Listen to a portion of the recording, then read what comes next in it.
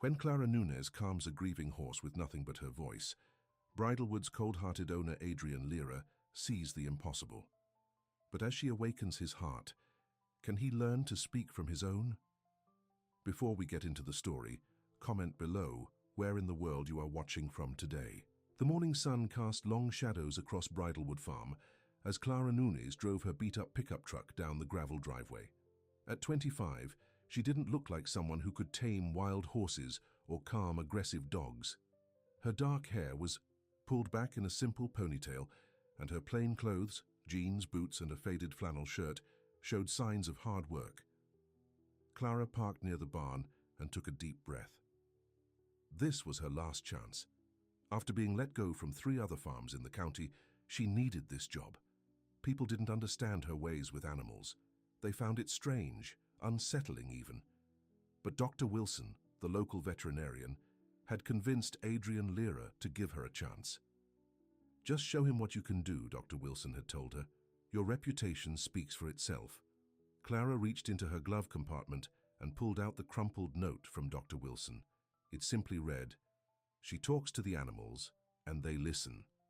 As she stepped out of her truck, she felt eyes on her.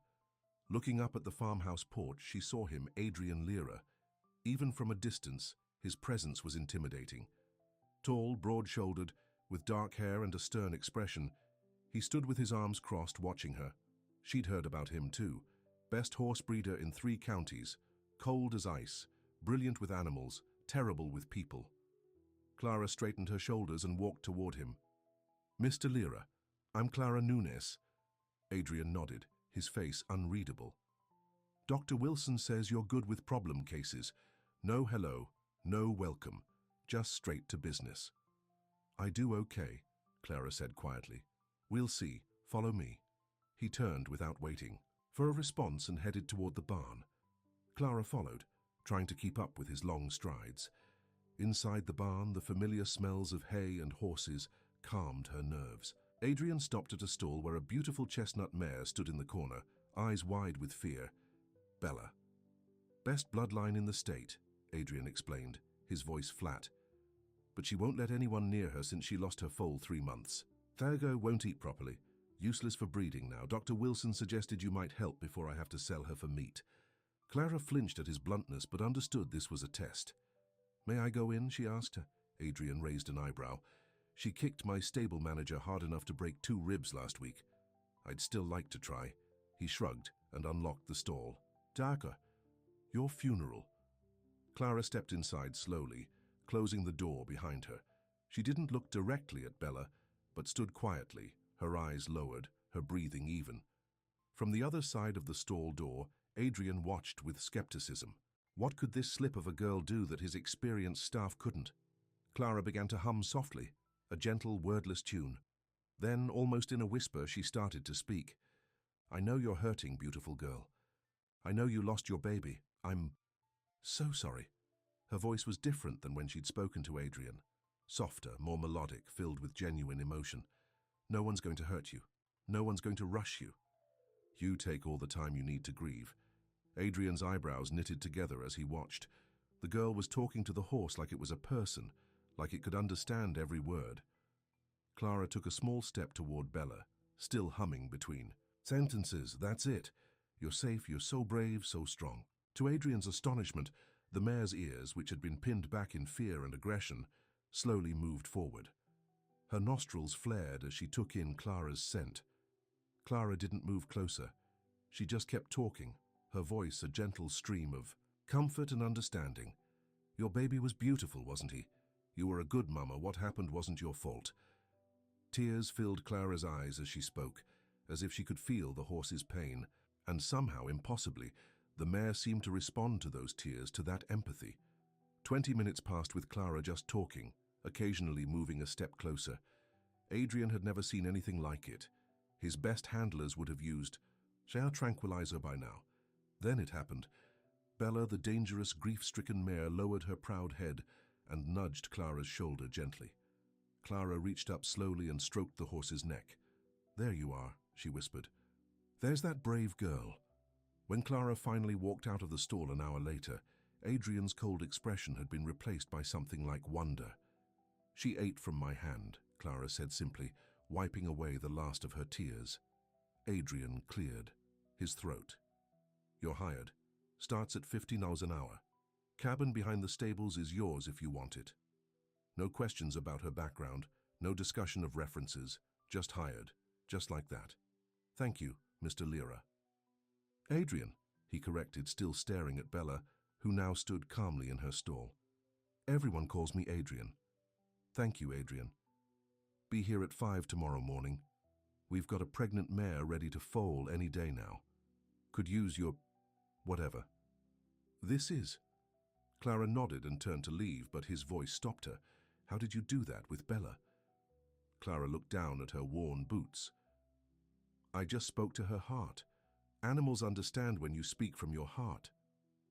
Adrian's expression hardened again, as if her answer disappointed him. "Right, 5 o'clock tomorrow."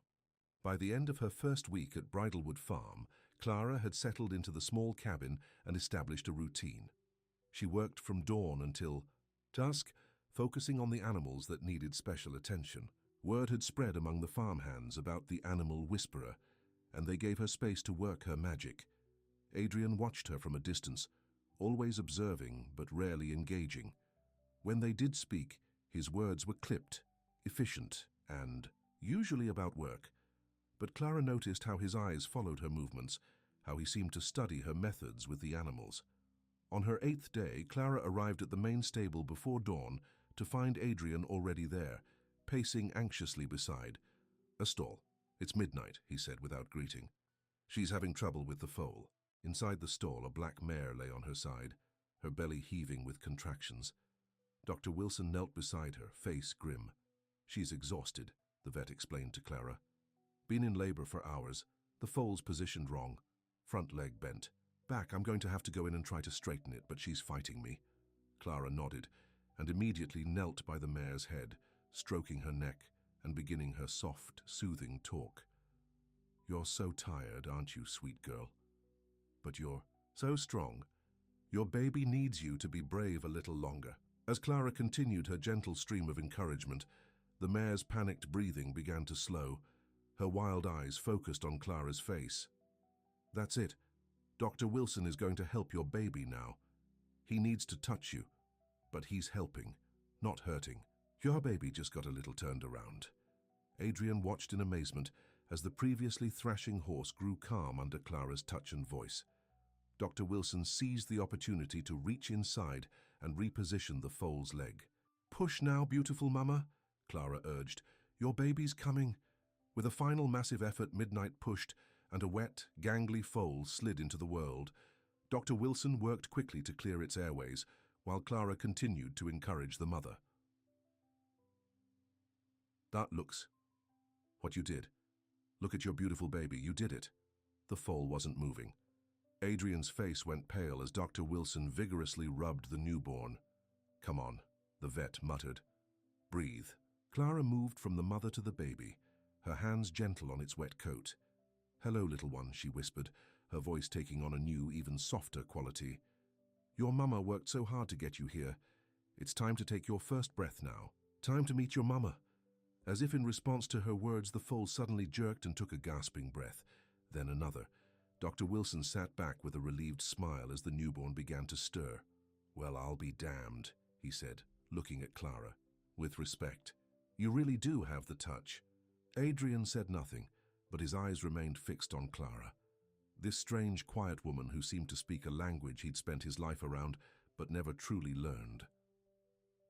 Later that morning, after Dr. Wilson had left, and the new mother and foal were resting comfortably, Adrian found Clara sitting on a hay bale outside the stall watching the pair through the slats. "Why horses?" he asked abruptly, sitting down beside her, but leaving plenty of space between them. Clara looked surprised by the question. It was the first personal thing he'd asked her. "They're honest," she said after a moment. "They don't pretend to be something they're not. They don't hide their feelings or say one thing while meaning another." Adrian nodded slowly. "Unlike people?" "Yes, unlike most people." Adrian seemed to consider this. "The foal, he's standing already." Clara smiled. "It's a filly." Right. Adrian cleared his throat. Good work in there, with Midnight and the filly. It wasn't exactly effusive praise, but from what Clara had seen of Adrian Lyra in the past week, it might as well have been a standing ovation. Thank you. Adrian stood, adjusting his worn leather gloves. I need to check the fence in the north pasture. You should rest. It's been a long morning. Clara nodded, but she had no intention of resting. The newborn filly would need careful watching for the next few hours. As Adrian walked away, he paused and turned back. What you said to the mare about her being brave, about her baby needing her, how did you know that would calm her? Clara looked up at him, her eyes direct for once. Because that's what anyone needs to hear when they're scared. That they're strong enough, that someone needs them to keep going. Something flickered in Adrian's eyes, recognition, perhaps, or longing. But it was gone so quickly, Clara thought she might have imagined it. 5 horses need grooming in the east stable, he said, his voice back to its usual businesslike tone. When you're done here, I'll take care of it, Clara promised. 2 weeks later, Clara had become an essential part of Bridlewood Farm. The animals responded to her in ways that amazed even the most experienced handlers. Problem horses grew calm under her care, anxious. Dogs stopped their incessant barking. Even the barn cats seemed to seek her out, winding around her ankles as she worked. The farm hands had accepted her presence, though they still watched with wonder when she worked with the animals. Only Adrian remained distant, though Clara often felt his eyes on her as she moved about the farm. One evening, as Clara finished her chores, a sudden summer storm rolled in. Lightning split the sky, followed by booming thunder that made the horses whinny in fear. Clara hurried to check on the new mother and filly, only to find Adrian already there, trying unsuccessfully to calm the agitated pair. They hate storms, he explained tersely when he saw Clara. Midnight nearly broke through a stall door during the last one. Clara nodded and slipped into the stall. Immediately, she began her gentle talk, her hands steady on Midnight's neck. It's just noise, beautiful girl. Just the sky talking, nothing to fear. The mare's frantic movement slowed as Clara continued her soothing stream of words. The filly, taking cues from her mother, also grew calmer. Adrian watched, his face unreadable in the dim light of the stable. Teach me, he said suddenly. Clara looked up, startled. What? Teach me how to do that. Not with them. He gestured toward the horses. With people. With... He hesitated. With you. Teach me how to speak from the heart, too. The request was so unexpected that Clara didn't know how to respond. Adrian Lyra, asking her to teach him to speak from the heart, the man who communicated in clipped sentences and curt commands. I don't understand, she said finally. Adrian ran a hand through his dark hair, a gesture of frustration. I'm not good with words. Not like you, I never learned how to... He trailed off, clearly struggling. How to what? Clara prompted gently, using the same patient tone she used with nervous animals.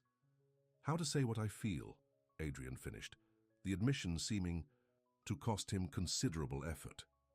My father believed emotions were a weakness, especially in men, so I learned to keep everything locked away.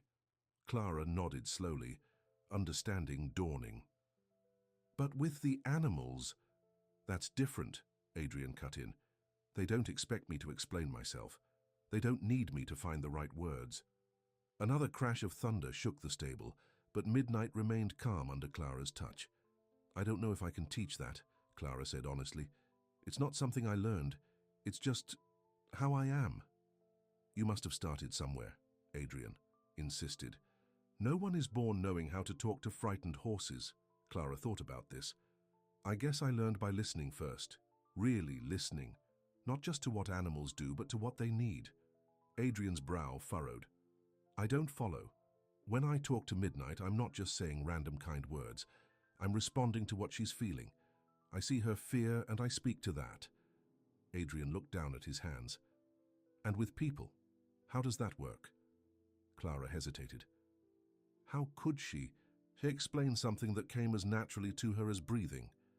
It's the same, she said finally. You have to see what they're feeling. And then speak to that, not to what you want from them. Adrian nodded slowly, as if committing her words to memory. I can try. The filly had settled now, lying close to her mother. Clara gave Midnight a final pat and stepped out of the stall. Adrian was still standing there, closer than he'd ever been before, his eyes searching her face. Why did you come here, Clara? He asked, his voice softer than she'd ever heard it. To Bridlewood? Clara looked away. I needed a job. Dr. Wilson said you might hire me. That's not what I'm asking. Clara knew what he meant. Why Bridlewood? When her reputation had surely preceded her. When she must have known about Adrian Lyra's own reputation for coldness. Because, she said finally, looking up to meet his gaze, sometimes the ones who push everyone away are the ones who need someone to stay the most. Adrian's eyes widened slightly, and for a moment Clara thought she'd overstepped. But then he nodded just once, as if she'd confirmed something he'd suspected. The storm's getting worse, he said, glancing toward the stable door where rain now pounded heavily. You shouldn't walk back to your cabin in this. There's coffee in the house. And food. It wasn't exactly an invitation, but Clara understood it was the closest thing to one that Adrian Lyra knew how to offer. Thank you, she said. I'd like that. As they walked together toward the farmhouse, lightning illuminating their path in brief, brilliant flashes, Clara wondered if perhaps Adrian Lyra wasn't so hard to understand after all. Like the animals she cared for, his actions spoke more clearly than any words could. And what they said was simple. Beneath that cold exterior beat a heart that very much wanted to be heard. The farmhouse kitchen was warm and surprisingly homey. Clara sat at the wooden table, while Adrian moved around with practiced efficiency, measuring coffee grounds and setting a pot to brew. Outside, the storm continued to rage, rain lashing against the windows. Are you hungry? Adrian asked, his back to her as he reached into a cabinet. A little, Clara admitted. He nodded and pulled out bread, cheese, and some leftover roast beef from the refrigerator. Clara watched him make simple sandwiches, his large hands working with unexpected gentleness. You live here alone? She asked, breaking the awkward silence. Yes. After a moment, he added, My father died 3 years ago.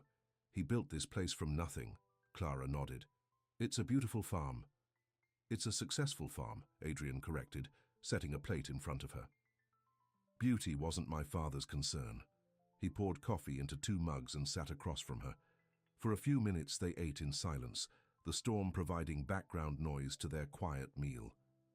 Earlier, Adrian said suddenly, you said I needed to see what people are feeling, then speak to that. How do you know what they're feeling if they don't tell you? Clara thought about this as she sipped her coffee. You watch. You listen not just to their words, but to how they say them, how they hold themselves, the things they don't say. Adrian frowned. That sounds complicated. It's not really, it's like... Clara searched for an example he would understand. Remember, last week when Samson was limping, but Dr. Wilson couldn't find an injury? The gelding in stall 12, Clara nodded. You knew something was wrong even though there wasn't an obvious wound. You watched how he moved, how he distributed his weight. You saw his pain before anyone else did. That's different. I've been around horses my whole life. But you haven't been around people? Clara asked gently. Adrian's mouth tightened. Not by choice. A crash of thunder made Clara jump slightly. Adrian noticed but said nothing. You don't like storms either, he observed after a moment. Clara smiled faintly. Say you can do it, you just saw what I was feeling.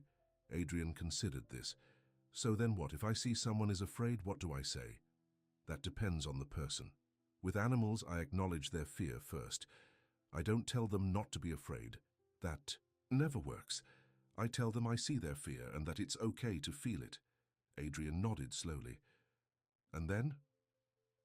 Then I remind them of their strength. Their courage. The things they've already overcome. Adrian's eyes never left her face as she spoke. Is that what you need to hear during storms? That you're brave? The directness of his question surprised her. Yes, I suppose so. Adrian looked down at his coffee cup. You are. Brave, I mean.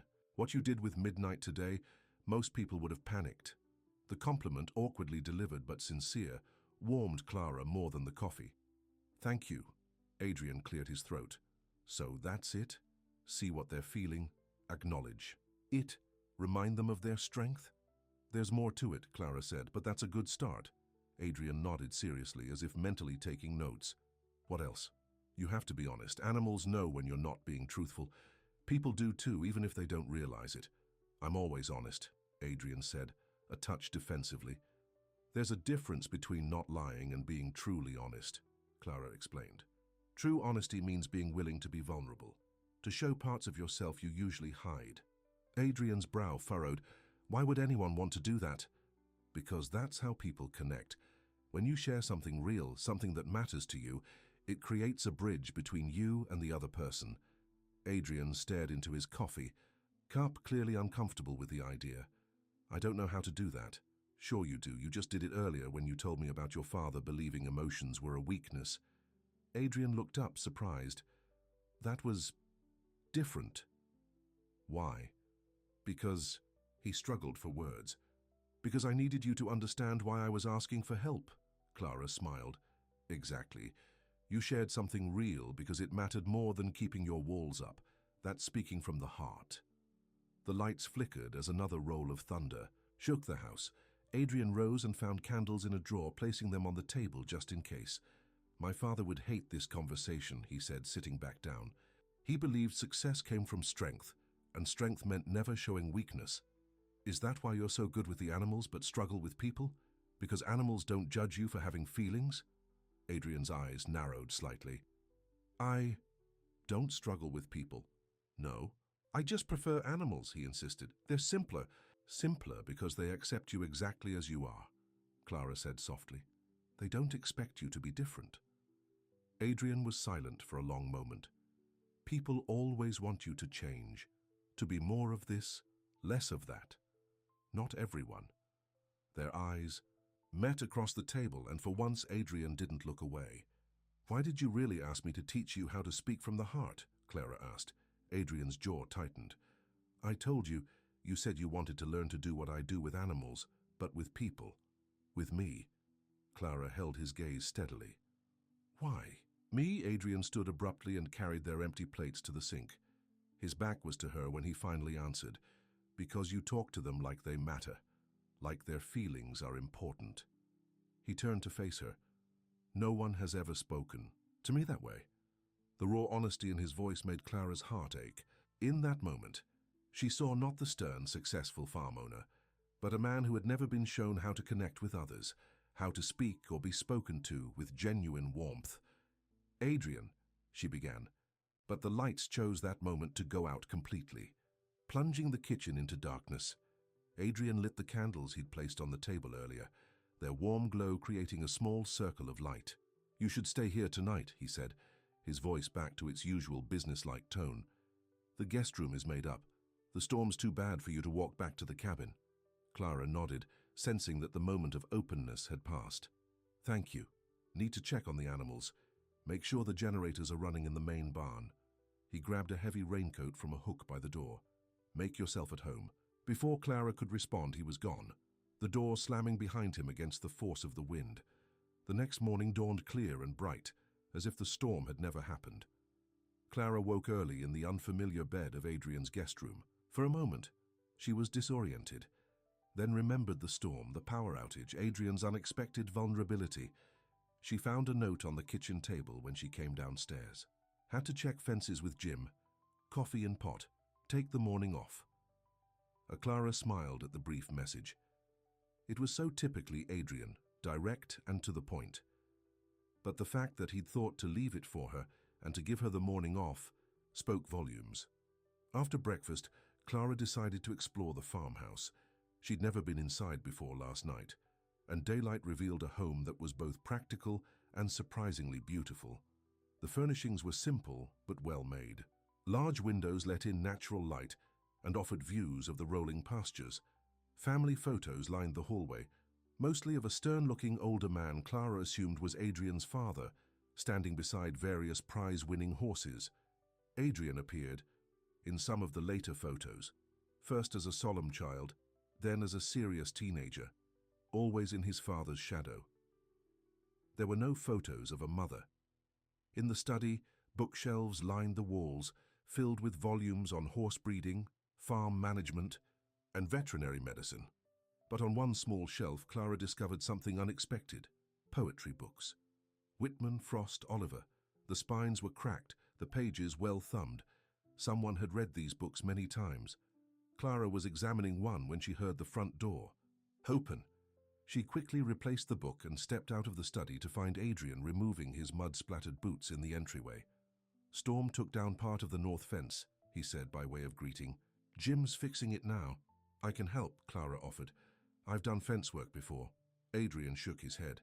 "No need, but there's a situation with the Miller horses I could use your help with." "The new arrivals?" Adrian nodded. "They were delivered this morning. 3 of them are fine, but the 4th, a gelding named Storm, is refusing to leave the trailer. Been in there for 2 hours now, won't budge." "Let me change clothes and I'll meet you at the trailer," Clara said. 20 minutes later, she stood beside Adrian at the horse trailer, observing the trembling bay gelding inside. The horse's eyes were wide with fear, his nostrils flared. "Owner says he was in a trailer accident last year," Adrian explained. "Nearly died. They've been working with him. Thought he was over it, but apparently not." Clara nodded and approached the trailer slowly. As with Bella on her first day, she began speaking softly, her voice gentle and melodic. "Hello, Storm. I know you're scared. Something bad happened to you in a place like this. Your body remembers, doesn't it?" The horse's ears flicked toward her, though he remained pressed against the far wall of the trailer. Clara continued talking, gradually moving closer. "This isn't the same trailer. This one is safe, and I promise nothing bad will happen to you here." Adrian watched from a few feet away, his arms crossed over his chest. Clara was aware of his intense focus, not just on the horse, but on her method, on her words. It took nearly an hour of patient coaxing, but eventually Storm allowed Clara to touch his neck, then to clip a lead rope to his halter. Slowly, step by step, she guided him toward the trailer exit. "You're so brave," she murmured as the horse hesitated at the threshold. "Just one more step. I'm right here with you." Finally, with a nervous snort, Storm leapt down from the trailer. Once his hooves touched solid ground, the tension seemed to drain from his body. Clara stroked his neck, praising him as Adrian approached slowly. "Well done," Adrian said, his voice softer than usual. Clara wasn't sure if he was speaking to her, or to Storm, but she smiled anyway. He just needed patience. Adrian nodded, reaching out to run a hand down the horse's shoulder. "Most do." For the rest of the day, they worked together, settling the new horses into their stalls. Clara noticed that Adrian seemed to be watching her interactions with the animals more closely than before, as if studying her techniques. As evening approached, Adrian surprised her by asking, "Would you like to have dinner at the house again tonight?" No Storm this time to provide an excuse, just a simple invitation. "I'd like that," Clara said. Dinner was a simple affair. Steak, potatoes, and green beans that Adrian prepared with the same focused efficiency he brought to every task. They ate at the kitchen table again, but this time the silence between them felt more comfortable. "You have poetry books in your study," Clara said after a while. Adrian looked up sharply. "You went into my study?" The door was open. "I'm sorry, I was just looking around." Adrian's expression softened slightly. "It's fine. I'm not used to having people in the house. Were they your father's books?" Adrian shook his head. "My mother's, the only things of hers I have." Clara waited, sensing there was more to the story. After a moment, Adrian continued. "She left when I was 5. Couldn't handle my father's strictness, his rules." He cut a piece of steak with precise movements. "He got rid of everything that reminded him of her, but I found the books in the attic when I was 12 and kept them hidden." "You read them?" Adrian nodded. "At night, with a flashlight under the covers. My father would have—" He trailed off. "Would have what?" Adrian's jaw tightened. "It doesn't matter now. He's gone." "But it still matters to you," Clara said gently. Adrian looked at her for a long moment. "Yes, it still matters." He set down his fork. "Poetry wasn't for men," he said, "especially not farm men. It was a waste of time that could be spent working. But you loved it anyway." "It was hers," Adrian said simply. "Her voice, in a way. The only way I could still hear her. The admission hung in the air between them, achingly honest. Clara realized he was trying, really trying to speak from his heart. "Thank you for telling me," she said softly. Adrian nodded once, then stood to clear their plates. "There's apple. Pie from Mrs. Colton down the road. Do you want some?" Clara recognized the change of subject for what it was, a retreat to safer ground. "Yes, please." As Adrian cut slices of pie, Clara thought about what he'd shared. His mother's abandonment, his father's rigid ideas of manhood, the poetry books hidden away like treasures. She was beginning to understand why Adrian Lira kept people at arm's length, and why perhaps he wanted to learn a different way to connect. "What's your favorite poem?" she asked as he set a slice of pie before her. Adrian seemed startled by the question. "I don't know. I haven't read them in years." "Not since your father died?" "No." Adrian sat down with his own slice. "After he died, I put them on the shelf in plain sight, but somehow I never made time to read them again. Why not?" Adrian considered this. "At first I was too busy taking over the farm. Then," he struggled for words, "I think I was afraid." "Of what?" "That they wouldn't mean the same thing anymore. That I'd built them up in my mind because they were forbidden." He met her eyes across the table. "Or worse, that I'd understand them too well now." Clara nodded, understanding. "Sometimes it's easier to keep the things that matter at a distance. It feels safer." "Yes," Adrian said, looking at her with an intensity that made her heart beat faster. "Exactly that." After dinner, they moved to the living room. Adrian built a fire in the fireplace, despite the summer evening being only slightly cool. The crackling flames created a cozy atmosphere as they sat in comfortable chairs facing each other. "Your turn," Adrian said unexpectedly. "My turn?" "To share something real. I told you about my mother, the poetry books. Now you tell me something." Clara hesitated. "What do you want to know?" "Why do you talk to animals but barely speak to people?" "Dr. Wilson said you've worked at 3 other farms but never stayed long. Why?" The directness of his questions took her by surprise.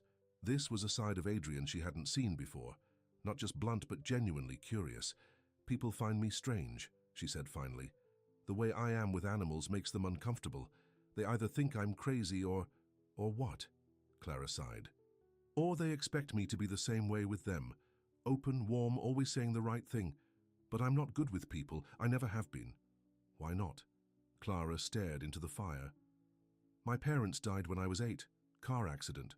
I went to live with my aunt and uncle. They were cold, strict. They didn't understand a child who talked to animals and preferred the barn to the house." She twisted her hands in her lap. "They sent me to doctors, counselors. Everyone wanted me to be normal, to stop being so quiet, so sensitive." Adrian was watching her intently. "But that's who you are." "Yes. And animals never asked me to be different." Adrian nodded slowly. "Like I said last night." Clara smiled faintly. "Yes, like you said." "So, at the other farms?" "At Peterson's, they called me a witch behind my back. At the Miller place, Mrs. Miller said I made her uncomfortable, always lurking around the animals. And at Westfield's—" Clara's voice hardened slightly. "Mr. Westfield said he'd keep me on if I was friendlier to him. I left that night." Adrian's expression darkened. "Westfield is known for that. He won't be doing business with Bridlewood again." The protectiveness in his voice warmed Clara. "Thank you." "No need to thank me, he's a bastard." Adrian leaned forward in his chair. "But the others, they were fools. Your gift with the animals is remarkable. Anyone with sense would value that." "Like you do?" "Yes," Adrian said simply. "Like I do." They fell silent, the fire crackling between them. Clara felt a strange tension in the air, not uncomfortable, but charged with something unspoken. "It's getting late," Adrian said finally, standing. "I should let you get back to your cabin." Clara nodded and rose as well. At the door, Adrian hesitated. "Tomorrow," he said, "there's a regional breeders' meeting in town. Dinner at the Golden. Saddle, would you want to come?" The other breeders should meet you, see what you can do. It wasn't quite a date, but it wasn't quite not one either. Clara felt her cheeks warm slightly. I'd like that, she said. Adrian nodded once. Good, we'll leave at 6. As Clara walked back to her cabin under the star-filled sky, she felt something unfamiliar stirring in her chest, something warm and hopeful that had been dormant for a very long time. She recognized it with a mixture of excitement and fear. Her heart was beginning to speak, and for once someone seemed to be listening. The Golden Saddle was the nicest restaurant in the small town of Millfield. It wasn't fancy by city standards, just a well-kept steakhouse with white tablecloths and candles on the tables, but it was where the local farming community gathered for special occasions. Clara had agonized over what to wear. She owned few, nice clothes, preferring practical work attire for the farm. In the end, she'd settled on her only dress, a simple blue sundress she'd bought years ago for a cousin's wedding. She'd braided her hair and applied a touch of makeup, feeling strangely nervous as she waited for Adrian on the porch of her cabin. When his truck pulled up, Clara's breath caught in her throat. Adrian had traded his usual work clothes for dark jeans, a crisp white shirt and a blazer. His hair was neatly combed, and he'd shaved his usual stubble. He looked like a different person, still rugged but polished. He stepped out of the truck and stopped short when he saw her, his eyes widening slightly. "You look," he began, then seemed to search for the right word. "Beautiful." The compliment was delivered awkwardly but sincerely, and Clara felt her cheeks flush. "Thank you. So do you. I mean, handsome.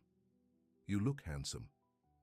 A ghost of a smile touched Adrian's lips as he opened the passenger door for her. "Ready to meet the local horse people?" Clara nodded, though in truth she was nervous. Social gatherings had never been her strong suit. But somehow, with Adrian beside her, she felt a new confidence. The Golden Saddle was busy when they arrived, the parking lot full of trucks and SUVs. Inside, several large tables had been pushed together to accommodate what appeared to be about 20 people, men and women ranging in age from their 30s to their 70s, all clearly part of the local agricultural community. Heads turned when Adrian and Clara entered. Clara could feel the surprise on many faces. Adrian Lyra bringing a date to a social function was apparently an unprecedented event. An older man with a weathered face and silver hair approached them first. "Adrian, good to see you, son." His eyes moved to Clara with undisguised curiosity. "And who might this be?" "Frank, this is Clara Nunes. She's been working with the problem cases at Bridlewood." "Clara, this is Frank Dawson. He owns Dawson Quarter Horses over in Bristol County." Frank extended a hand to Clara. "So you're the one I've been hearing about." "The Horse Whisperer." Clara shook his hand. "I just understand them, that's all." "Don't be modest," Adrian said, surprising her. "Clara has a gift. She saved Midnight and her foal last week when Dr. Wilson was ready to give up." Frank's eyebrows. "Rose? Is that right? Well, we're glad to have you here, young lady. Come, let me introduce you to everyone." What followed was a whirlwind of introductions. Clara met so many people she could barely keep their names straight. Breeders, trainers, veterinarians, farm owners. To her surprise, many of them had already heard of her work at Bridlewood. "That mare Bella was worth a fortune before she lost her foal," one woman told her. "Adrian was going to sell her for meat. Can't believe you turned her around." "And that storm gelding," a trainer added. "Tom Miller told me he was ready to put him down after the trailer incident, said he'd never be safe to transport again." Throughout the evening, Clara noticed something curious. Adrian, normally so reserved, kept bringing up her accomplishments with the animals. He seemed almost proud as he told the others about her methods, her patience, her intuitive understanding of what each animal needed, and strangest of all, he stayed close to her side the entire time, as if sensing her discomfort in the crowded room. When the group moved to their tables for dinner, he made sure she was seated beside him. "You okay?" he asked quietly as the waiter took drink orders. Clara nodded. "Just not used to so much attention." "You've earned it," Adrian said. "These people, her respect results, and what you've done at Bridlewood is remarkable. Thank you for bringing me," Clara said, "for introducing me to everyone." Adrian's eyes met hers. Thank you for coming. I don't usually enjoy these things, but what? A slight smile touched his lips. But tonight I am. The moment was interrupted by Frank Dawson rising to his feet at the head of the table, tapping her knife against his water glass for attention. Before we get too deep into our steaks and our shop talk, Frank announced, I want to raise a toast to Adrian Lira. Most of you know that Bridlewood's mare Starlight Sonata took best in show at the regional championships last weekend. That's the third Bridlewood horse to win this year alone. Murmurs of congratulations circled the table as glasses were raised. To Adrian, Frank continued, who's proven that his father's legacy is in good hands. Samuel Lira built Bridlewood from nothing and his son has taken it to new heights. Samuel would be proud. Everyone drank to the toast, but Clara noticed something flash across Adrian's face at the mention of his father. A tightness around his eyes, a slight clenching of his jaw. Thank you, Frank, Adrian said, his voice measured. But Bridlewood's success isn't mine alone. It's the result of a dedicated team, including our newest member, Clara, whose work with our problem cases has been invaluable. Frank nodded appreciatively. To Clara, then, and to Bridlewood's continued success. As dinner progressed, the conversation flowed around them, talk of breeding lines, upcoming shows, market prices for hay. Clara was content to listen, occasionally answering questions about her methods when asked. She found herself watching Adrian, noticing how different he seemed in this setting compared to his usual manner at the farm. Here, he was respected, even admired. People sought his opinion, valued his knowledge. Yet there was still a reserve about him, a careful distance he maintained, even in the midst of this community that clearly held him in high regard. After dinner, as people began to say their goodbyes, Frank pulled Adrian aside for what appeared to be a private conversation. Clara stood a short distance away, waiting patiently, when she overheard Frank's words. Samuel would be proud, son. You've become everything he wanted you to be. Adrian's response was too quiet for her to hear, but his expression was complex, a mixture of pride and something that looked almost like resignation. On the drive home, Clara found herself thinking about Frank's words, about the shadow of Adrian's father that seemed to loom so large over his life. Your father, she said carefully as they turned onto the long driveway to Bridlewood. He must have been an impressive man. Adrian's hands tightened slightly on the steering wheel. He was. Built Bridlewood with nothing but determination and hard work. Frank said you've become everything he wanted you to be. Adrian was silent for a long moment. My father wanted Bridlewood to be the best horse breeding operation in the state. Now it is. But is that what you wanted? The truck came to a stop outside Clara's cabin. Adrian turned off the engine but didn't immediately move to get out. What I wanted never entered into it, he said finally. The farm was everything to him. Now it's everything to me. But if you could have chosen differently... Adrian turned to look at her, his expression unreadable in the dim light. There was never any other choice, Clara, not for me. Something in his voice, a quiet resignation perhaps, or buried regret, made Clara's heart ache for him. Without thinking, she reached across the space between them and placed her hand over his where it rested on the seat. There are always choices, Adrian, even now. He looked down at her hand on his, then back up to her face. For a breathless moment, Clara thought he might say something more, might finally voice whatever it was that lived behind his carefully controlled expression. Instead, he gently withdrew his hand and opened his door. I'll walk you to your door, he said. At her cabin doorstep, Adrian hesitated. Thank you for coming tonight. Everyone was impressed with you. I had a nice time, Clara said truthfully. Thank you for introducing me to everyone. Adrian nodded, his hands in his pockets. Well, good night then. Good night, Adrian. He turned to go, then stopped and looked back at her. Clara? Yes. Would you... He seemed to struggle with the words. Would you have dinner with me again tomorrow? Not for work or to meet people. Just dinner. Clara felt a smile spread across her face. I'd like that very much. Adrian nodded once as if confirming something to himself. Good. That's good. I'll see you tomorrow. As he walked back to his truck, Clara felt that warm, hopeful feeling in her chest again. Adrian Lyra was really trying to speak from his heart. And somehow, against all odds, he seemed to be speaking to hers. The next few weeks brought a gentle shift in life at Bridlewood Farm. Clara continued her work with the animals, but now there were dinners with Adrian almost every evening. Sometimes at his house, occasionally at the small diner in town, once even at a fancy restaurant an hour's drive away. With each dinner, each conversation, the walls around Adrian seemed to lower slightly. He spoke more, asked questions, even laughed on rare occasions.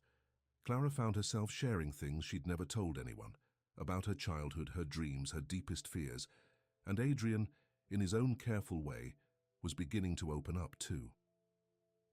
One evening, as they sat on the porch of the farmhouse watching the sunset paint the sky in brilliant oranges and pinks, Adrian surprised her with a question. "Do you ever think about leaving, going somewhere else?" Clara turned to look at him, trying to read his expression. "Sometimes, do you?" Adrian's gaze remained fixed on the horizon. "I used to, when my father was alive." "Where would you have gone?" A faint smile touched his lips. "Montana maybe, Wyoming, somewhere with big sky and fewer people." "To start your own farm?" Adrian shook his head. "No, to work as a ranch hand. Simple work, no responsibility for an entire operation."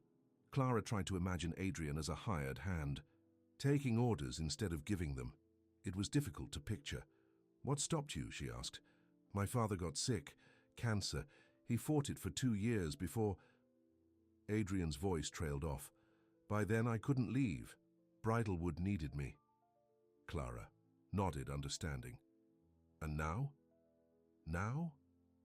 Adrian looked around at the farm, the fields, the barns. "Now this is my life, for better or worse. Do you regret it? Staying?" Adrian was quiet for a long moment. "Most days, no. I've built something here, something important." He turned to look at her directly. "And if I had left, I wouldn't have met you." The simple honesty of his words made Clara's heart skip. This was new, Adrian volunteering his feelings without being prompted. "I'm glad you stayed then," she said softly. Adrian reached across the space between their chairs and took her hand in his, another first. His palm was warm, calloused from years of farm work. "Clara," he began, then seemed to struggle for words. "These past weeks—" Whatever he was about to say was interrupted by the sound of tires on gravel. A truck was coming up the driveway, an unfamiliar black pickup that pulled to a stop near the house. Adrian frowned and stood, releasing Clara's hand. "I'm not expecting anyone." A man emerged from the truck, tall, silver-haired, impeccably dressed, in clothes that seemed too formal for a farm visit. He walked toward the porch with the confident stride of someone used to commanding attention. Adrian had gone very still beside her. "Edward," he said, his voice suddenly cold. The man stopped, at the foot of the porch steps, looking up at Adrian with a slight smile. "Hello, son." "Son?" Clara looked between the two men in confusion. Adrian had told her his father was dead. "What are you doing here?" Adrian's voice was tight with barely controlled emotion. "Can't a man visit his stepson?" Edward glanced at Clara with casual interest. "Aren't you going to introduce me to your friend?" Adrian's jaw clenched. "Clara, this is Edward Mercer, my mother's second husband." "Edward, this is Clara Nunes. She works here." Edward smiled at Clara, charm personified. "Lovely to meet you, my dear. I hope you'll excuse us. Adrian and I have family matters to discuss." The dismissal was clear, though politely delivered. Clara looked at Adrian questioningly. "Clara stays," Adrian said firmly. "Whatever you have to say, you can say in front of her." Edward's smile tightened slightly. "As you wish. May we sit? It's been a long drive." Adrian gestured stiffly to a chair, and Edward settled into it with the ease of a man accustomed to making himself comfortable anywhere. Clara remained in her seat, acutely aware of the tension radiating from Adrian.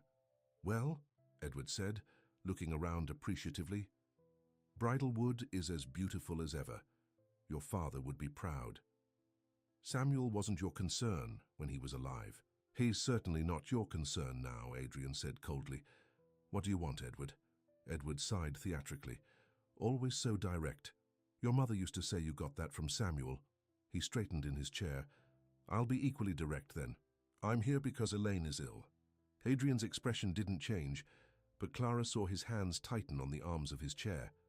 What kind of ill? Cancer. Pancreatic. The doctors give her 6 months, maybe less. Edward delivered the news with a clinical detachment that made Clara wince. She's asking for you.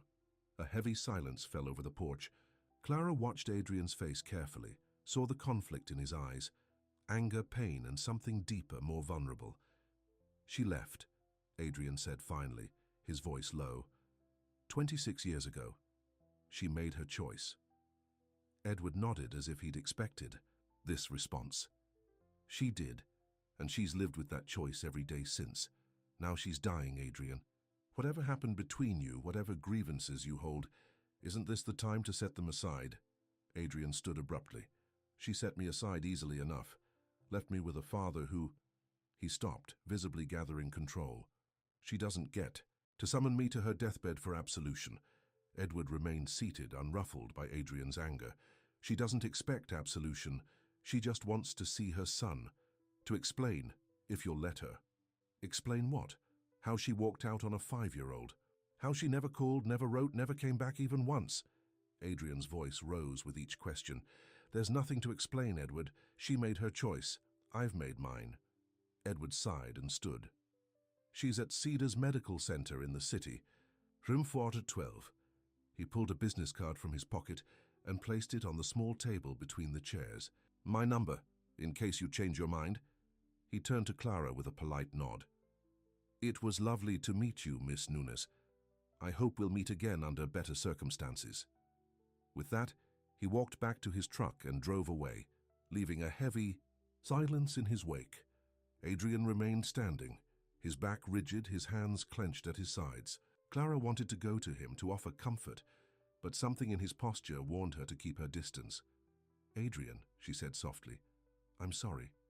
He turned to her, his expression shuttered. Don't be. It doesn't matter.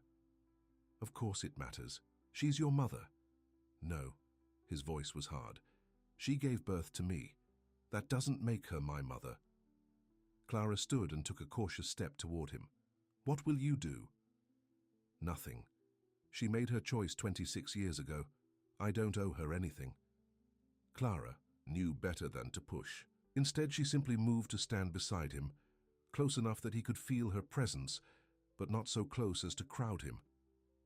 For a long moment, they stood in silence, watching the last light fade from the sky. Finally, Adrian spoke. His voice, so quiet Clara almost missed it. She didn't even try to take me with her.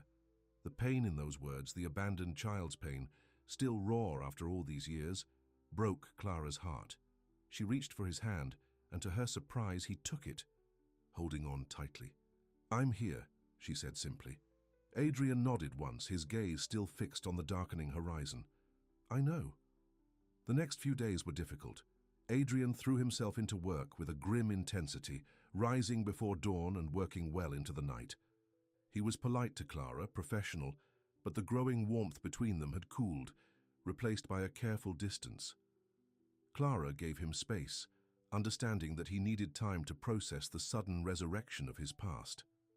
She focused on her work, with the animals, including a new arrival, a blind colt that had been rejected by his mother and needed round-the-clock care. It was this colt that finally brought Adrian back to her. She was in the special care stall late one evening, bottle-feeding the wobbly-legged foal when she sensed someone watching. Looking up, she saw Adrian leaning against the stall door. How's he doing? Adrian asked. Better, Clara said, smiling, as the colt butted his head against her, seeking more milk.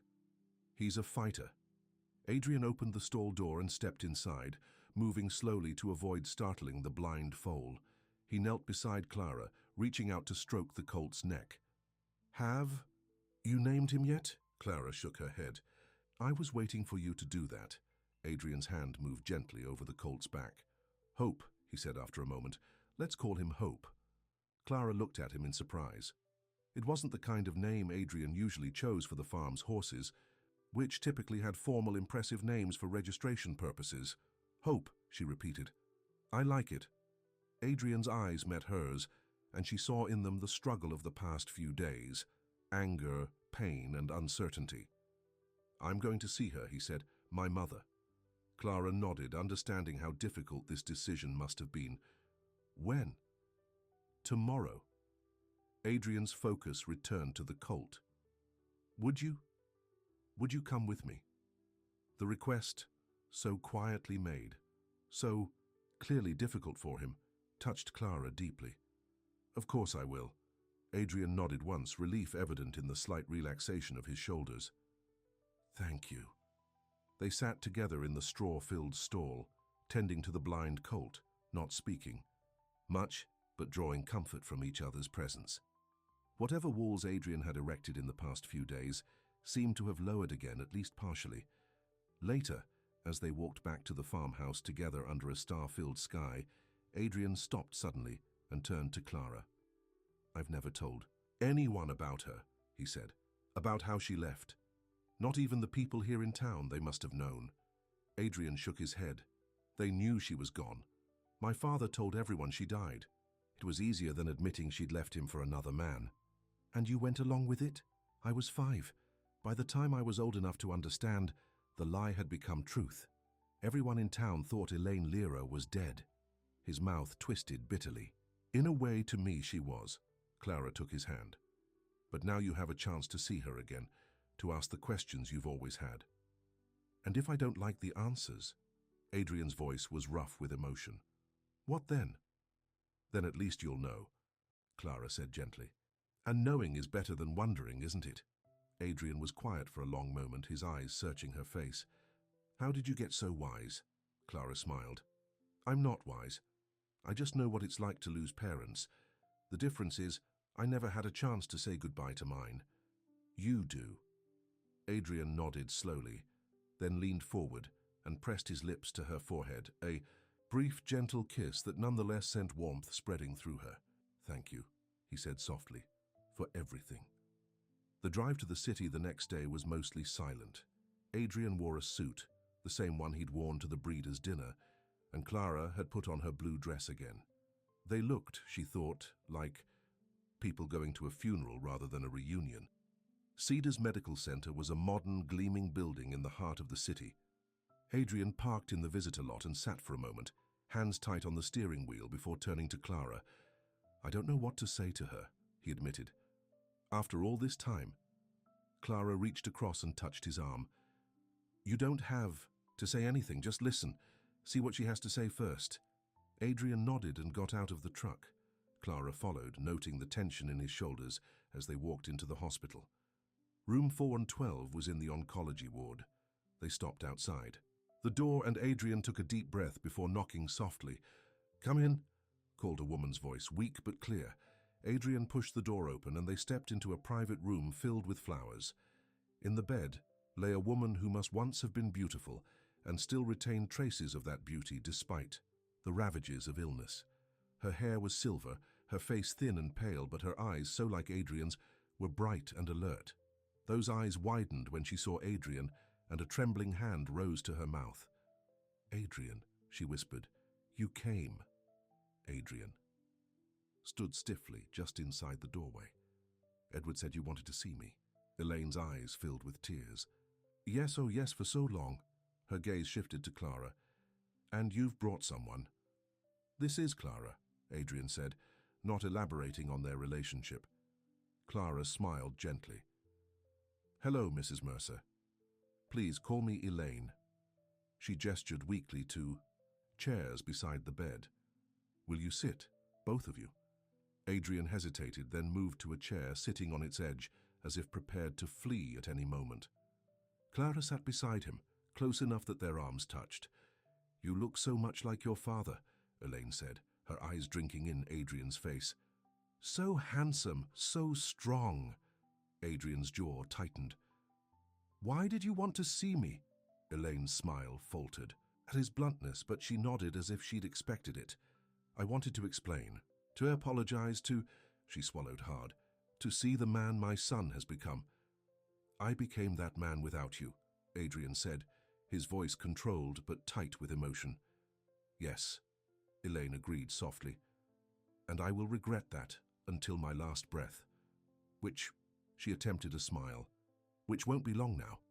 Clara felt Adrian flinch beside her and instinctively placed her hand over his. To her relief, he turned his hand to grasp hers. Why did you leave? He asked, the question he'd carried for 26 years finally spoken aloud.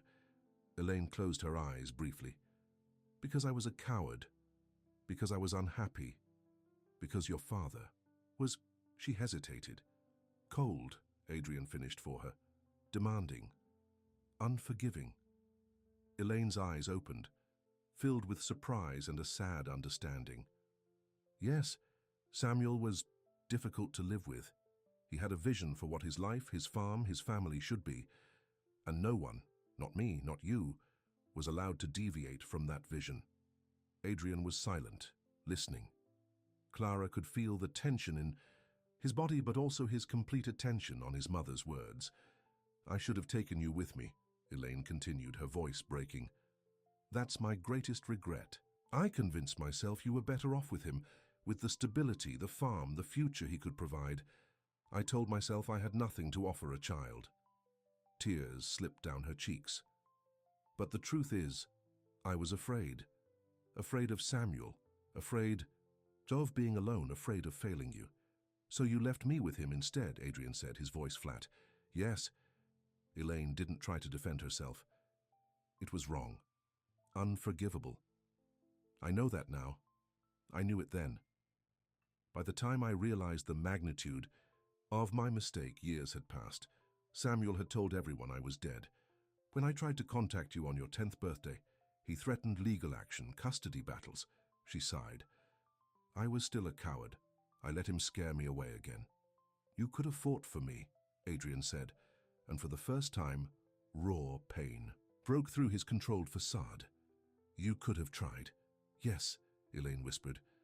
I should have fought with everything I had. I failed you, Adrian.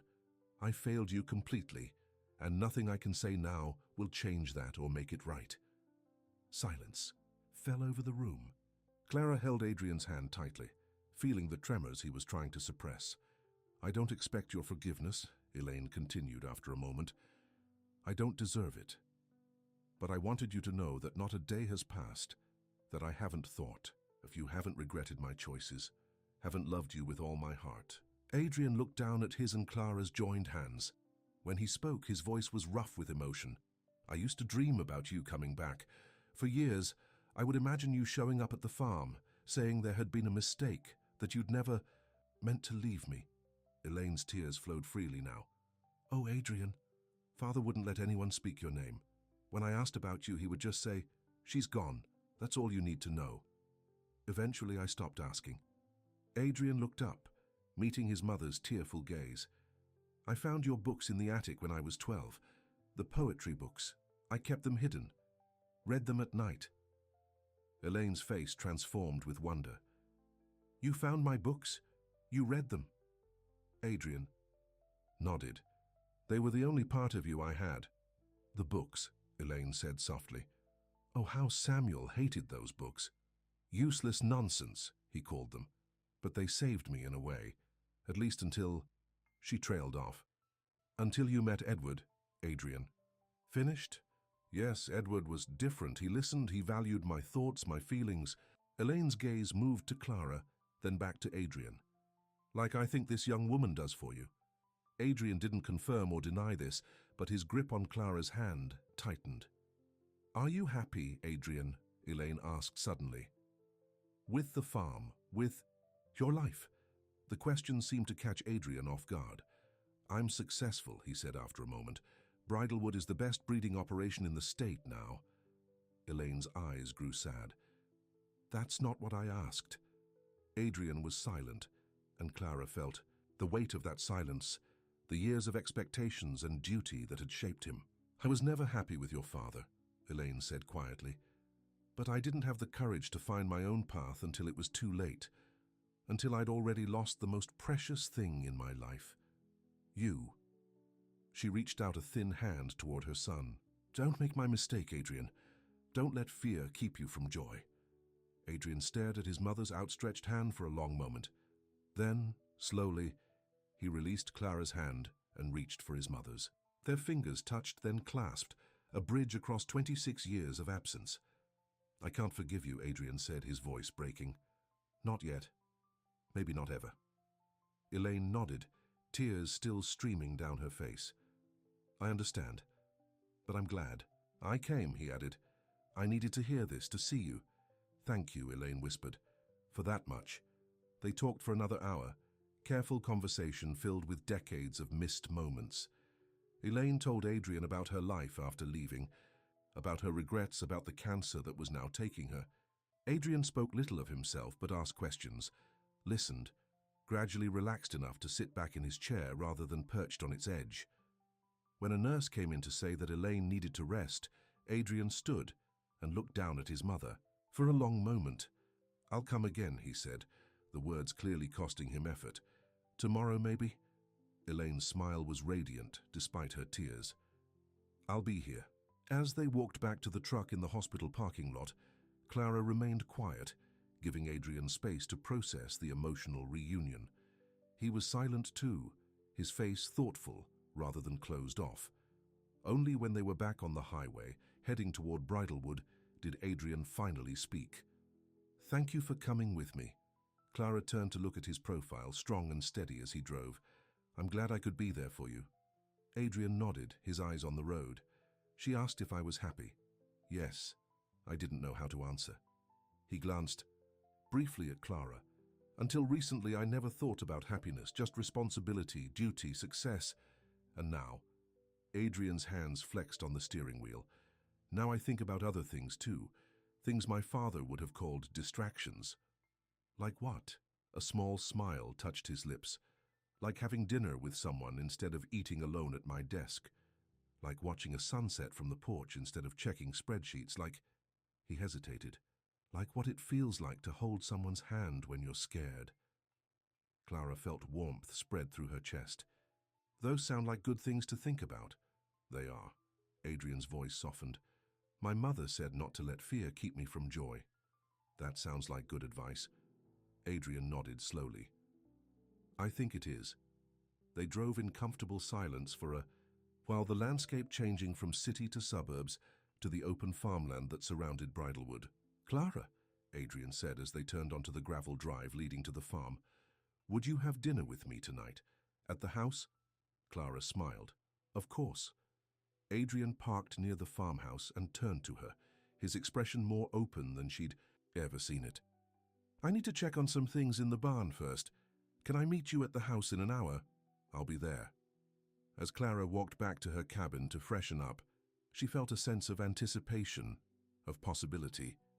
Something had shifted today. Adrian had confronted the pain of his past, had opened a door he'd kept locked for decades, and in doing so, he seemed to have opened another door as well, one that might lead to a future neither of them had imagined before. When she arrived at the farmhouse an hour later, she found Adrian in the kitchen, cooking. He'd changed from his suit into jeans and a button-down shirt, and the table was set with what looked like his best dishes. "Something smells wonderful," Clara said. Adrian looked up from the stove and smiled, a real smile that transformed his usually serious face. "Steak and mushroom risotto, my specialty." "I didn't know you could cook like this. There's a lot about me you don't know yet," Adrian said, his eyes holding hers for a moment before returning to his cooking. "I'm hoping to change that." The "yet" in his statement, the promise of more to come, made Clara's heart beat faster. "I'd like that." Dinner was the most relaxed they'd ever been together.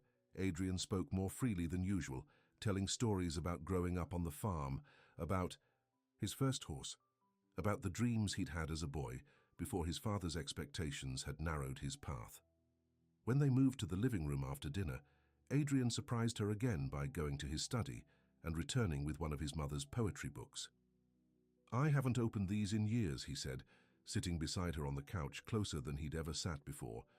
But today, seeing her talking about the books, he opened the volume, a collection of Robert Frost poems. Inside the front cover was an inscription in delicate handwriting. To Elaine, may you always find your own path through the woods. Love, Mom. Adrian ran his finger over the words. My grandmother gave this to her, I never knew that. He turned the pages, stopping at a poem that had been marked with a pressed flower, now brown and fragile with age. The Road Not Taken, he read. This was always her favorite. Will you read it? Clara asked softly.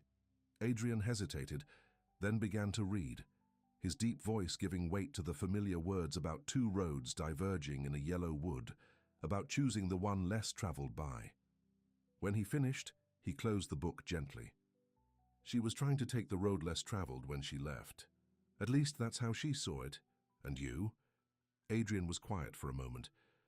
I've always taken the expected road, the one my father mapped out. It's not too late to choose differently, Clara said, if that's what you want. Adrian set the book. Kay sighed and turned to face her fully.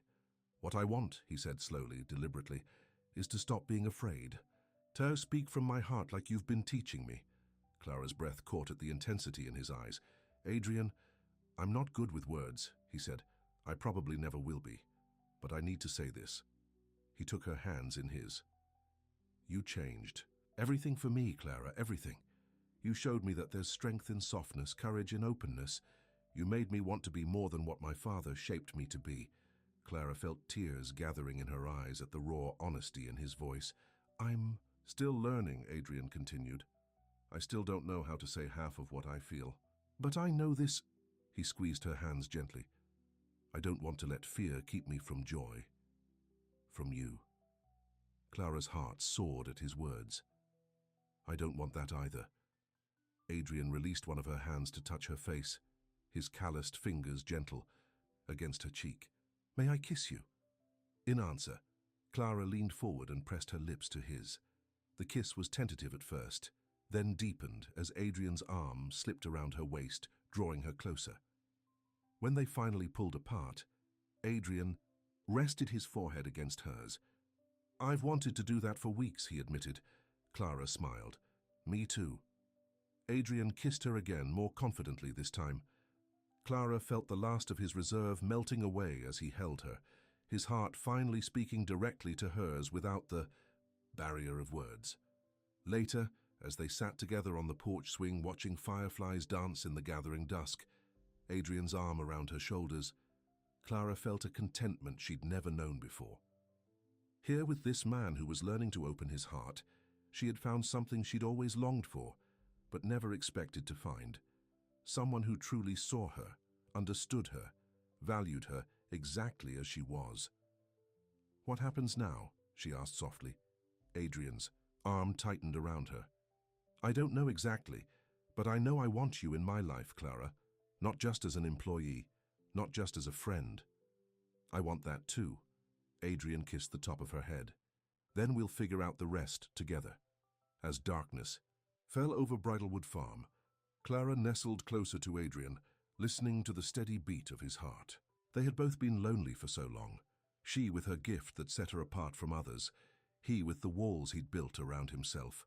But somehow, against all odds, they had found their way to each other. And now, together, they were learning. The most important language of all, the language of heart speaking finally without fear. The next morning, Clara woke in her cabin feeling as if the world had shifted overnight. Her lips still tingled from Adrian's kisses, her heart still full from his words. For the first time in her life, she felt truly seen, truly valued for exactly who she was. She dressed quickly and headed to the main barn for her morning chores, a smile she couldn't suppress brightening her face. She had just finished feeding the blind colt when Jim, the senior stable hand, found her. Clara, phone call for you in the office. Sounds important. Puzzled, she rarely received calls, Clara made her way to the small farm office. She picked up the phone, expecting perhaps Dr. Wilson with a question about one of the animals. Hello? Clara? It's Edward Mercer. Clara's heart sank. Something in his voice warned her this wasn't a social call. Mr. Mercer, is everything all right? I'm afraid not. Edward's voice was grave. Elaine took a turn for the worse last night. The doctors say... He paused, his composure cracking slightly. "They say it's a matter of days now, not months. She's asking for Adrian." "I'll tell him right away," Clara promised. "We'll come." "Thank you." Edward sounded relieved. "She's been moved to the hospice wing. Room 218. Clara hung up and hurried toward the paddock where she knew Adrian would be working with a new mare. She found him by the fence, watching as one of the trainers worked the horse on a lunge line. When he saw her approaching, his face lit up with a smile that made her heart twist. How could she bring such bad news when things were finally going so well between them? "Clara," he greeted her warmly, "I was just thinking about you." "Adrian," she said, her serious tone immediately wiping the smile from his face. "Edward just called. Your mother. She's taken a turn for the worse. He says it's a matter of days now." Adrian's expression froze. "I see. She's asking for you. They've moved her to the hospice wing." Adrian nodded once, his face closing off in a way Clara hadn't seen since before their kiss. "I need to go then." "I'll come with you," Clara offered, reaching for his hand. To her surprise, Adrian stepped back slightly, avoiding her touch. "No, I need to do this alone." "Adrian, please, Clara." His voice was tight with control. "This is something I need to handle myself." Clara felt a chill of foreboding. Something in his manner, in the sudden distance he was putting between them, worried her deeply. "Of course," she said softly. "I understand." Adrian nodded stiffly. "I'll probably stay in the city tonight. Maybe longer, depending—" He didn't finish the sentence. "Can you keep an eye on things here? Jim knows the routine." "Of course," Clara repeated. "Take all the time you need." Adrian turned to go, then stopped and looked back at her. For a moment, his mask slipped, and she saw the turmoil beneath. Fear, grief, confusion. "Clara, He broke off, struggling for words. "It's all right," she assured him. "Go be with your mother. Everything will be fine here." Adrian nodded once more, then strode away toward the house to change and pack a bag. Clara watched him go, the distance between them suddenly feeling much greater than the few yards of paddock dirt. Something had changed in that moment. A retreat, a withdrawal. Clara could feel it as surely as she could feel the morning sun on her skin. Adrian was pulling away, not just physically but emotionally as well. Why? Was it the shock of his mother's imminent death? The need to protect himself from more pain? Or was it something deeper, something about last night? About the vulnerability he had shown her? Clara didn't know. But as she watched his truck disappear down the driveway an hour later, she felt a deep unease settle in her stomach. Adrian was facing not just the loss of the mother he'd just found again, but also the ghosts of his past, the abandonment, the loneliness, the strict upbringing that had taught him to hide his feelings. Would he find his way back to her when this was over? Or would grief and old habits rebuild the walls they had so carefully begun to dismantle? Only time would tell. For now, all Clara could do was wait and hope and tend to the farm he loved so much, and pray that when Adrian returned, he would still be the man who had finally learned to speak from his heart. Days passed with no word from Adrian. Clara threw herself into the work of the farm, caring for the animals and overseeing the daily operations as best she could. Jim and the other hands were helpful, but they all felt Adrian's absence, especially as one day stretched into 3, then 5. Clara tried calling the hospital once, only to be told that information could only be given to family members. She left a message with the nurse's station for Adrian to call her, but the phone at Bridlewood remained silent. On the 6th day, Clara was in the stable with the blind colt, Hope, when she heard the sound of a car coming up the driveway. Her heart leapt, thinking it might be Adrian. But when she stepped outside, she saw Edward Mercer's black pickup instead. Edward emerged from the truck, looking tired and somber in a dark suit. Clara's stomach dropped as she walked to meet him. "Mr. Mercer," she said, dreading what his presence might mean. Is she—" Edward nodded, his usual polish dimmed by grief. "Last night, peacefully, in her sleep, Adrian was with her." Clara closed her eyes briefly. "I'm so sorry." "Thank you." Edward looked around at the farm. "Adrian asked me to stop by and let you know. He's staying in the city to handle the arrangements." "When will he be back?" Edward hesitated. He didn't say. The funeral is the day after. Tomorrow, after that. He shrugged slightly. I think he needs some time. Clara nodded, trying to hide her hurt at Adrian's failure to contact her himself. Of course. Please tell him everyone here sends their condolences, and if there's anything we can do, I'll tell him. Edward studied her face. He's struggling, you know. Elaine's death has hit him harder than I think he expected.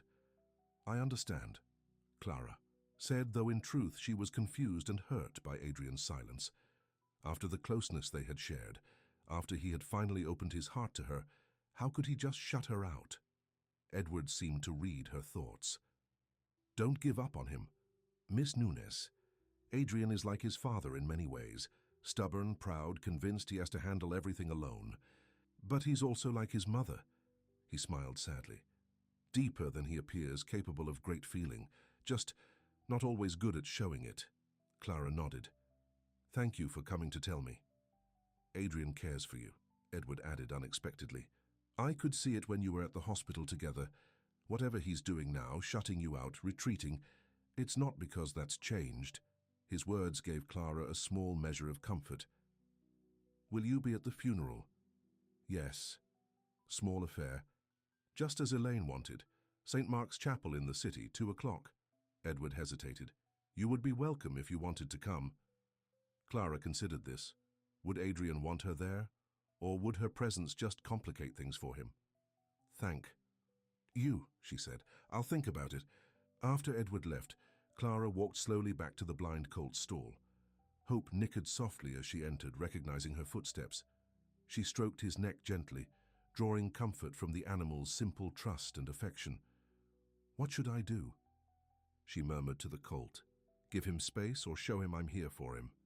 Hope butted his head against her chest, as if offering an opinion. Clara smiled despite her worries. You're right, she said. Running away never solved anything. The day of the funeral dawned bright and clear.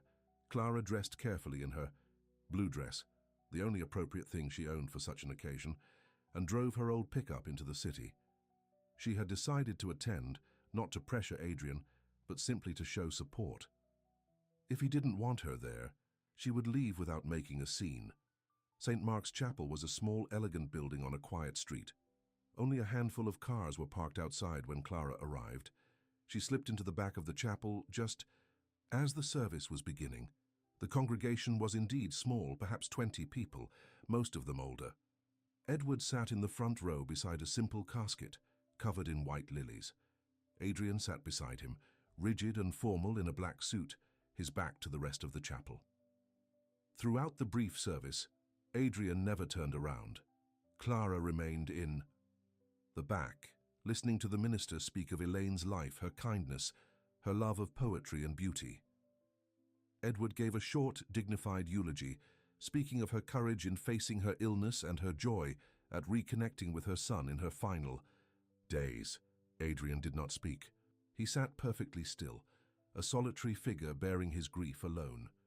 After the service, as the small group moved outside for the brief journey to the cemetery, Clara hung back, uncertain whether to approach Adrian or slip away unnoticed.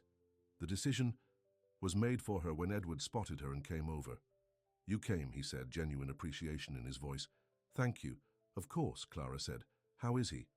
Edward glanced toward Adrian, who was speaking stiffly with an elderly couple near the hearse, holding it together, barely. He turned back to Clara. Will you come to the cemetery? I think he might need you there, even if he doesn't realize it yet. Clara hesitated. I don't want to intrude if he wants to be alone. Sometimes what we want isn't what we need, Edward said quietly. Elaine taught me that. Clara nodded. All right, I'll follow in my truck. The graveside service was even briefer than the chapel ceremony. Afterward, as people began to disperse, Clara stood at a respectful distance, watching as Adrian remained by the grave after everyone else had moved away. Edward approached him, spoke briefly, then walked toward the waiting cars. As he passed Clara, Edward paused. I told him you're here. The rest is up to him. Clara nodded her thanks. She watched. As Adrian stood alone by his mother's grave, his head bowed. Should she go to him, or respect his obvious desire for solitude? Before she could decide, Adrian turned and saw her. For a long moment, he simply looked at her across the grassy expanse of the cemetery. Then, slowly, he walked toward her. Up close, Clara could see the toll the past week had taken on him.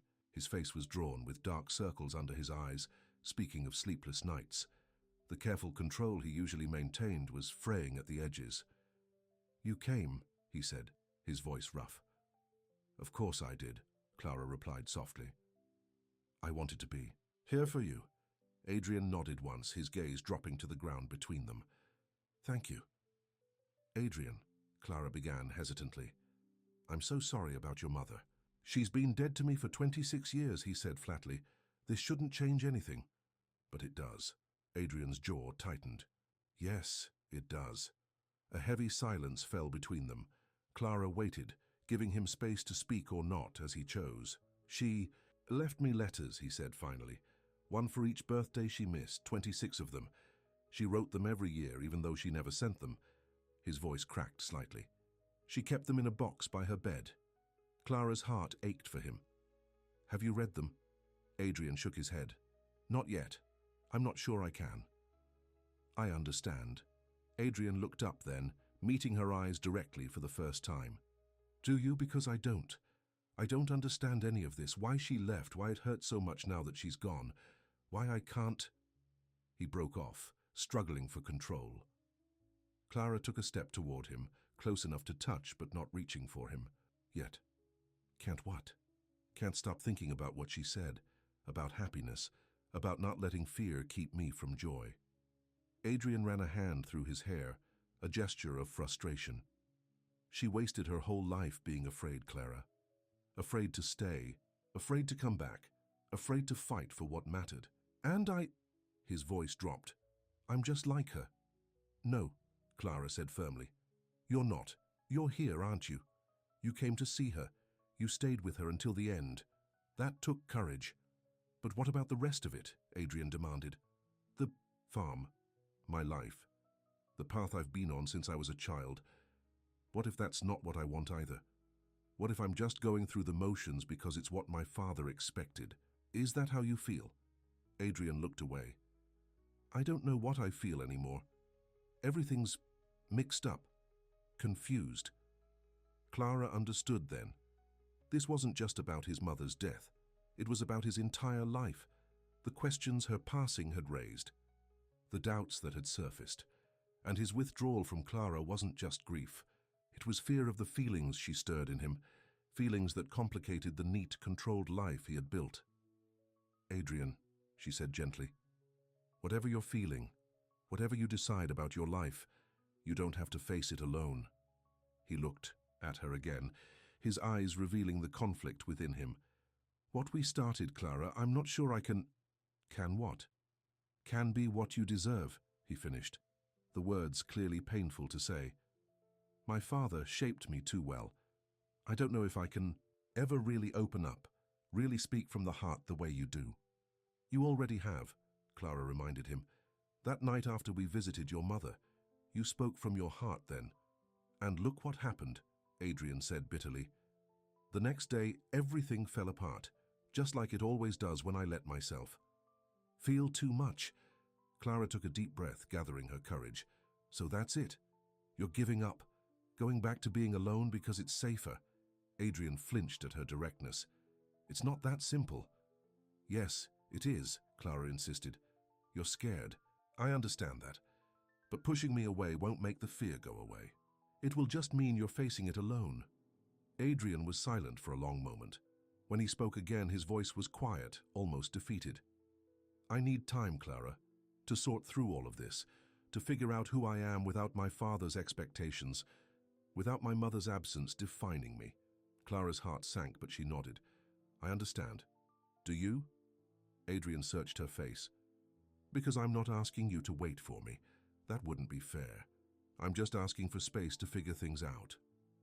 Clara wanted to argue, to tell him that they could figure things out together, that running away from connection wasn't the answer. But she knew Adrian well enough now to recognize when he had made up his mind. "All right," she said softly. "Take the time you need." Adrian nodded, relief and regret mingling in his expression. Thank you.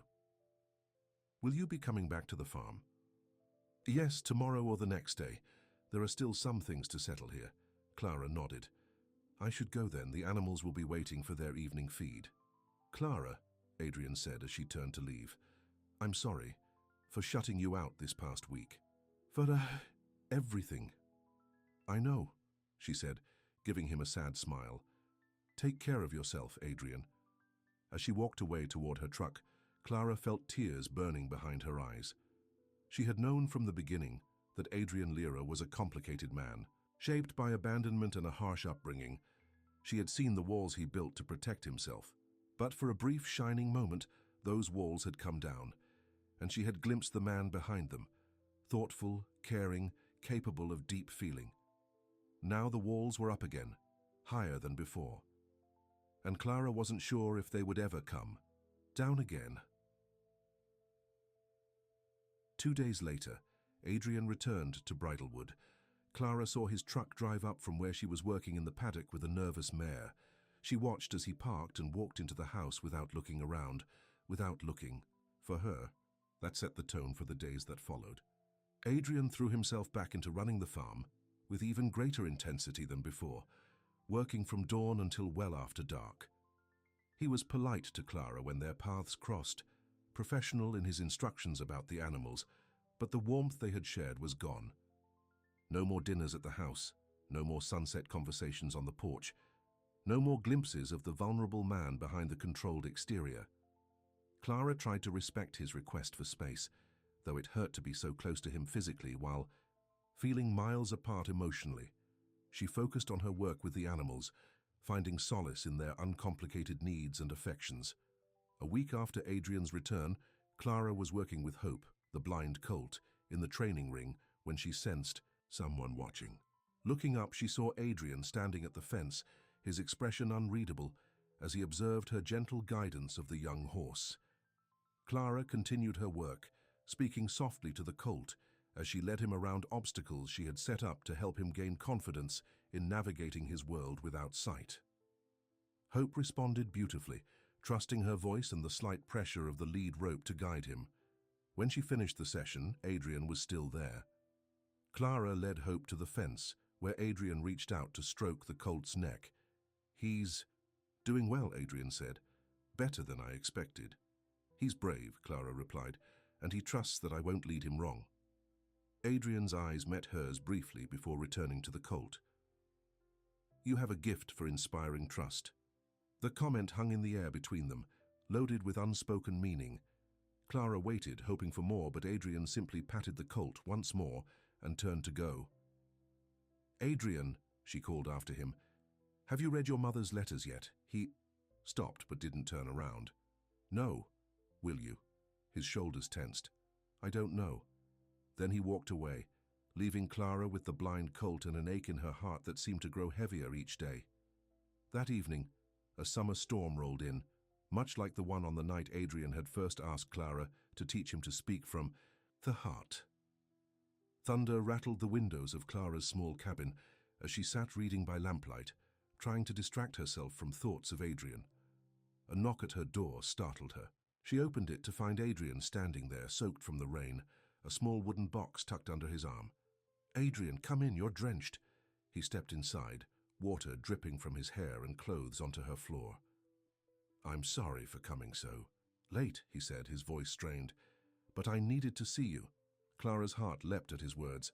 Let me get you a towel. She brought him a clean towel from the small bathroom, and he dried his face and hair, though his clothes remained wet. What's wrong? Clara asked, noting the tension in his face, the slight tremor in his hands. Adrian held out the wooden box. My mother's letters. I read them tonight, all of them. Clara looked at the box but didn't take it. What did they say? Adrian set the box on her small table and ran a hand through his damp hair. Everything. Why she left, why she didn't come back, how much she regretted it, how much she... His voice caught.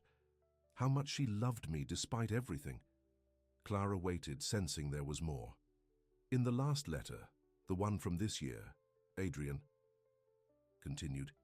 She wrote about seeing my name in the paper, about Bridalwood's success, about how proud she was.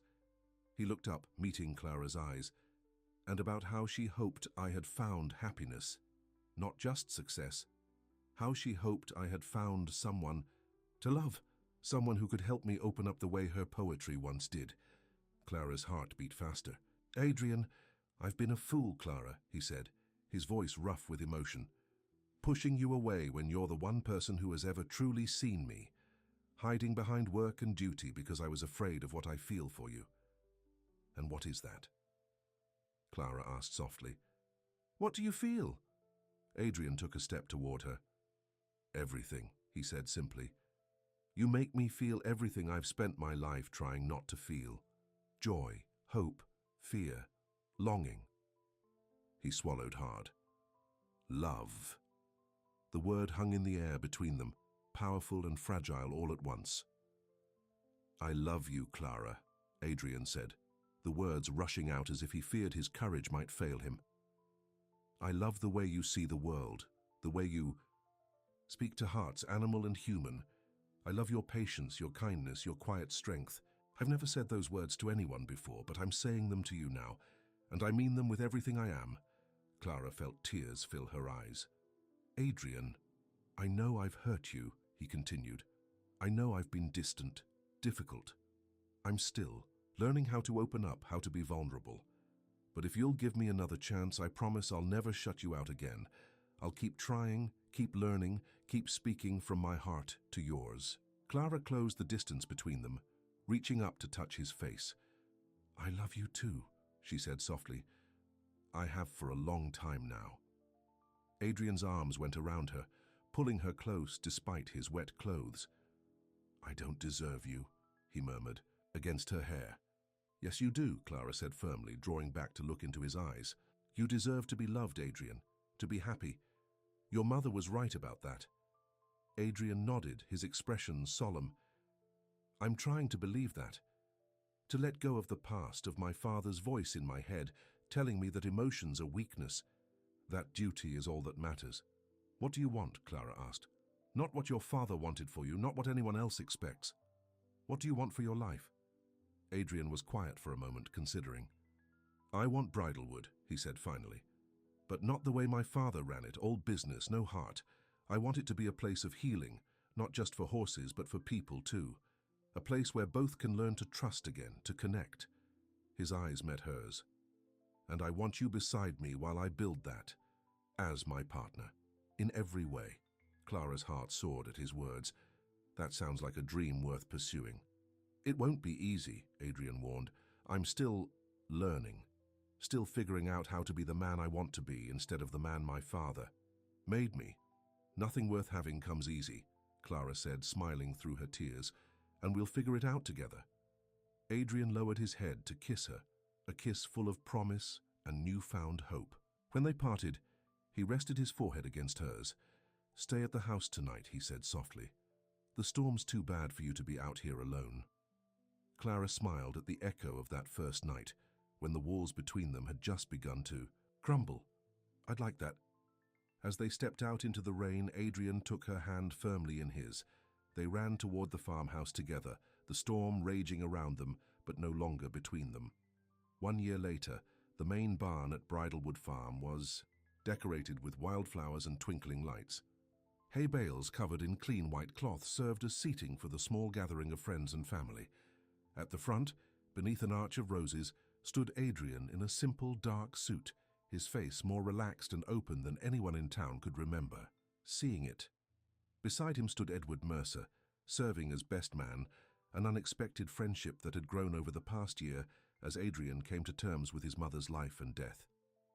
In the front row sat Frank Dawson and Dr. Wilson, along with other members of the local farming community, who had watched in amazement as Bridalwood transformed under Adrian and Clara's joint leadership. Music began to play, not the traditional wedding march, but a gentle melody that seemed to float on the summer air.